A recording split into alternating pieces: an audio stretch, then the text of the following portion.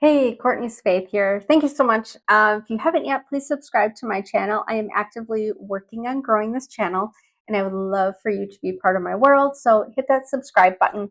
And today we're talking about 3 steps to sell out a workshop. So if you've never hosted a workshop or a webinar before, you're in the right place. In my other business, I owned a full service salon and skincare studio for close to 10 years, and I used workshops and audience borrowing, smart collaboration to speak to my ideal audience. So I got to the point where I'm just like, I cannot add in any more working days and I need to make more money. So I started thinking outside the box and I'm like, okay, well let's try to collaborate with other businesses.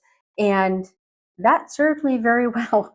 So I made more money working part-time than I would have working full-time for somebody else. And I didn't have to add in more working days or hours. It was beautiful. So if you're thinking, I've never done this before, it sounds super scary, I don't know if I can do that, I don't have experience, blah, blah, blah. Okay, those are all excuses. You have knowledge, you have experience, you absolutely can do this. So 3 steps to sell out a workshop or a webinar. And we're just going to be jumping right into it because this is really good and I don't want you to miss out on anything. So, step 1, like I said, we're getting right into it. So grab a notebook, grab a pen, start taking notes. If you need to, just go back and rewatch this again, because if you're like me, I watch something once and it's like I take a ton of notes. I go back, I watch it a second time, and I'm like, oh, was that there the first time? Like, I totally missed that. So I gain even more value from watching it a second time. So, all right, diving right in. Get ready, get your notes, silence everything so you're fully present and completely mindful during our time together. Step 1, you need to pick a topic so specific that it sells itself. So if you're teaching classes, think about what you've overheard your clients or students talking about or complaining about before class starts or after class ends, or questions or complaints that your students or clients are coming up to you and asking about. So maybe they're complaining about tight hips, tight shoulders, uh, weak bottom half, whatever it is. Okay, I've heard a lot of stuff. I've been doing this 20 years. I've heard a lot of things. And it's like, okay, that could be a really great workshop. That could be a really great webinar. And I know it would sell because I just had a couple people come up and ask me about it or complain about something. So you need to pick a topic super specific that it's going to sell itself. So here's where most people go wrong with this, with workshops or webinars. They pick something extremely broad and like Pilates or yoga experience or stress relief or um, uh, uh, wellness workshop for self-care, like something kind of boring and just extremely basic. Okay, you don't want to go there. Um, I know why people do this, because they don't want to feel like they're excluding anybody, but you really have to. You have to be dialed in. You have to exclude some people because not everybody is going to be your student or your client. So you have to exclude some, okay? All right. When you try, I know you've heard this before. So when you try to speak or market to everybody, you want to include everybody. You don't want people to miss out on stretches for lower back pain. We all have some sort of pain within our body, and you have stretches that can help that. Some people, they don't give a crap. They don't want to hear about it. They just want to keep popping the Advil or popping the prescriptions to get rid of it. They have absolutely no interest in any sort of workshop or webinar or stretches or exercises that they can do to ease that pain or that inflammation. So you need to be highly specific in who you're talking to. And then when I say audience, so client audience, it's one specific client multiplied by 100 or 1,000. That's going to create your audience. So it's basically the same person, the same type of client repeated over and over and over again. So you need to be highly specific in who you're talking to, who you want to work with. When you speak to everybody, you really just, you bypass everybody. You speak to nobody. So you're speaking to speak for yourself. What you want to do instead is think about one specific person. It can be somebody that you would love to work with, or it's somebody that you already do work with. And you're like, oh, person, I would love to have, these mats filled with that exact person. Okay, that's your dream profile, your dream client profile. That's your audience. And so one specific person with one specific problem. That's it. One person, one problem. That's it. So it could be like Pilates for lower back pain, Pilates for women over 40, Pilates for runners who keep getting injured. Like those are just some examples. It could be Pilates for women over 40 who feel like their body's changing and they don't know what to do about it. That title is for one specific person and it solves a specific problem. However, it is quite lengthy, so you're going to condense that. So, think about the questions that you get asked the most. Think about what your clients come to you for, what you overhear. Start making mental notes or just use your phone, your notes app on your phone, and just start jotting things down when you overhear it. Because your people are already talking about topics that you could teach on. Now, if your experience, your knowledge is in nutrition, start hosting a nutrition workshop. Start teaching about macros or healthy nutrition for weight loss or nutrition for perimenopause or nutrition for pregnancy or postpartum nutrition, because what somebody eats during their pregnancy is going to be different from what they're going to be eating post delivery or postpartum. And then people that are in their early 20s, 30s, their nutrition is going to be different from somebody in perimenopause. Okay, so you need to get super specific, dial that in. But with nutrition, did you see how many avenues there could be? How many workshop topics there could be? So nutrition, it's not just nutrition. There's so many other paths or avenues that you can teach on. Next, step 2, you're going to fill it before you build it. I know it sounds weird. It sounds like it shouldn't be done in that order, but that's exactly the right order it should be done in. So you need to fill your workshop before you build it. You need to have validation that that workshop topic is something people actually want to learn about and participate in, because what you're going to do is you're going to spend hours and weeks, maybe months, hopefully not months, but weeks or days creating this perfect webinar and the slide deck and the handouts and all of the assets and all of the good stuff. And then you're going to be like, okay, I have this workshop. I'm going to host it on this day. And then nobody shows up. Nobody signs up. And you're going to feel so defeated. Okay, that happened to me. I had one person show up for something I prepped for about a month for. One person, I had a couple people register. It was a free workshop. I had a couple people register, but only one person showed up, and she left after 10 minutes. I felt humiliated. I felt so stupid. And I mean, it was, I think back in 2022, 2021.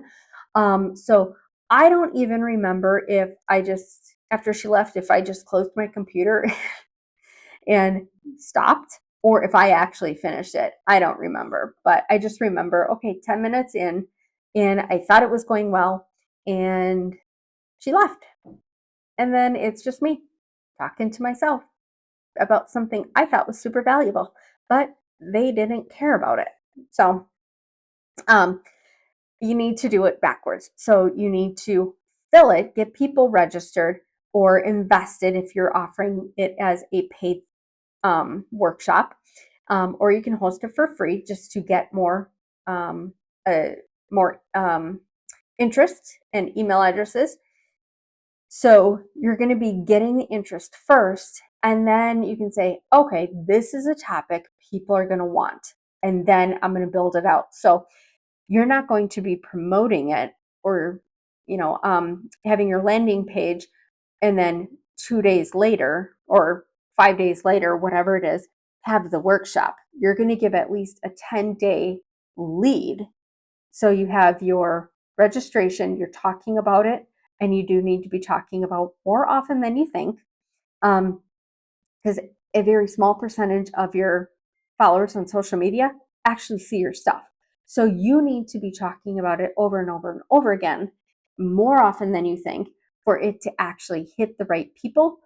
But you're going to audience borrow.